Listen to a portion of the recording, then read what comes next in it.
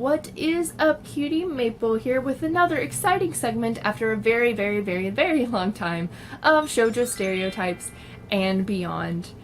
So on my first segment, on my last segment, I talked about the bad boy archetype. This trope, you know, riding motorcycle, leather jackets, he has a fan club, but it's not for all the right reasons, all that wonderful standoffishness. This week I decided to talk about the opposite of the bad boy, and this is the guy that is found in literally every manga, every shoujo anime ever, and that's the prince character. So before I begin, I know I'm gonna have a lot of questions. Yes, I am dressed up as Oikawa from Haikyuu. He's a prince. Yes, this is tiara. I mean, he's pretty much a Disney princess. Anyway, back to what I was talking about. So the prince character, these are typically the guys that the girl falls over and they help them. They have a fan club of crazy girls. They know all the perfect pickup lines. They have rose petals freaking on standby. I don't know how they get a budget for that. Sometimes they have specific people do it. Sometimes it's just magical. Their hair is always perfect. This wig was not perfect today. I did not wake up like this. Anyway, you know, they're perfect no matter what they do. Everybody loves them. They're student body president. They're good at every single freaking sport. They're super smart, top of their class. They're the ones that make everyone motivated to literally do anything they want. They could be like, who wants to go buy me lunch? And a long line of girls would be like, I already made you lunch, and they wouldn't even have to move, and it's great. These are the guys that go in two different routes, vanilla or douchebag. And we'll get into that a little bit later. The prince character usually is introduced chapter 1. He is either a secondary main man or the main man. There are no other choices. Sometimes you'll get the other archetypes, but he is always in there somewhere. There's always some prince character mixed somewhere in this wonderful anime shoujo manga world. The most popular examples of shoujo princes are Tamaki from Oran. We all know who that is. Even though it's a parody, you know, he knows exactly what to say, when to say it, and even when things go wrong, he still knows how to pull it off and have a ton of girls be in love with him. Another prime example of a prince character is Kashima from Gekon Shoujo. I know these are parody animes, but she always knows what to say, has all the girls. There's actually like a whole like segment dedicated of people wondering how she does it, and she's just like oblivious to what she does. She gets in trouble a lot for it. Another really good example from anime and manga of shoujo is literally the prince character, and I can't Tadase from Shugo. Literally his little buddy is a prince, which granted he has like turmoil with it, but he is definitely the prince character. He's the student body president. Everyone loves him. Everybody wants to date him. And I'm pretty sure there's some part where they threaten the main girl from it. But anyway, that's beside the point. Sorry guys, my camera cut out and then my dogs wanted in, and they wanted out, and then they wanted in. Anyway, those are just 3 really good prime examples of the prince character. It's the most well known. There's other good examples, but those are the 3 that I could just come up with at the top of my head. So like I mentioned earlier, there are 2 different routes that I guess the prince can take. So they both start out with either saving a girl from a group on a train, helping a girl after she falls, helping her with her grades, yada yada yada. They're beautiful bishi men. I'm sorry I didn't do my contouring today, but I'm still beautiful.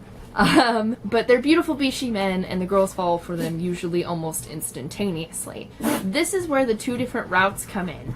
I am literally going to kill my dogs. Stop it! So the vanilla side of things is they continue to do these things, saving people, being genuinely nice for the rest of the series. Them and the girl fall in love naturally. It's really, really cute. Usually the fan club, ex-girlfriend, or old childhood friend come in, threaten the girl. She gets self-conscious. She hates herself.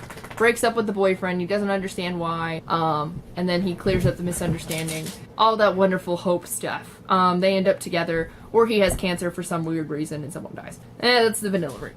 And then you have the douchebaggery route, which is very, very popular nowadays. A lot more series are going away from the vanilla, and they want that prince that's more than just the prince. He's not what meets the eye. He's like a transformer.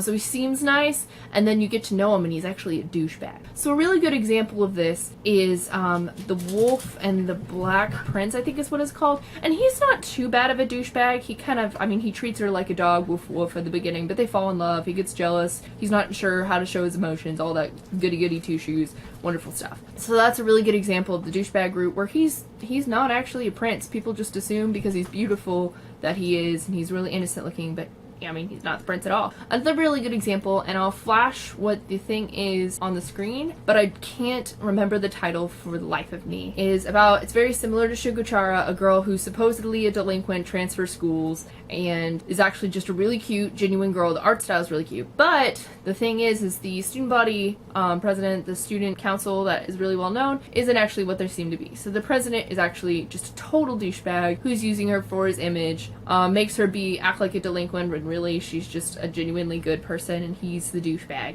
That's a really good example of this other route. They end up together in the end, but I don't know, that series just kind of ended bleh. Anytime you watch a reverse harem, usually the prince character is either, the bad boy is usually the tsundere, but usually it's more than likely the prince character is the yandere. If you play any otome games, see any anime, if you get into their root, into their past, nowadays they're actually just like really manipulative jerks because they don't want their image to be ruined. Kari Kano has a little bit element to this where it's not necessarily he's a douchebag, he just doesn't know how to handle himself, and so he personifies himself as a prince, but really he's just kind of like a mare. That's a really good series, I really recommend it. The prince character for me, I don't actually really like this trope. I think it's kind of boring and overused. I don't see the appeal. I get it, a guy's saving you. But I much prefer like series where a guy's teasing a girl, and that's just how everyone sees him, or if it's an older guy. I'm not really into Shoujo. I guess I'll have to make a video about that. Ugh. But those are just a couple of things. You're either a bad boy or a prince character. Some people like the older men. I mean, there's other archetypes, but generally on those two sides, I lean more towards the bad boy. But despite not really liking the prince, I still have to play him in a panel that I do where I'm the prince who's actually a masochist, and it's really weird. But the prince character nowadays is really, there's a lot of things you can do with the prince character. Yes, he has a fan club, yes, he's really nice, but he's not just there to save the day. You know, there's a lot of different ways they can play it up. So I guess in that aspect, I do respect him a little bit. I respect the prince character. But in other respects, there's a whole lot of other archetypes that can really be touched upon. So with that said, now that we've gone over the prince or the bad boy, which one do you prefer? Let me know in the comics below. Do you prefer someone who's rose petals and beautiful right from the get-go, who's gonna save you no matter what you want, but not with his fists, but with his words? Or do you prefer the bad boy, who's a little bit rougher around the edges? He's still beautiful because it's anime, so he's gonna be beautiful no matter what.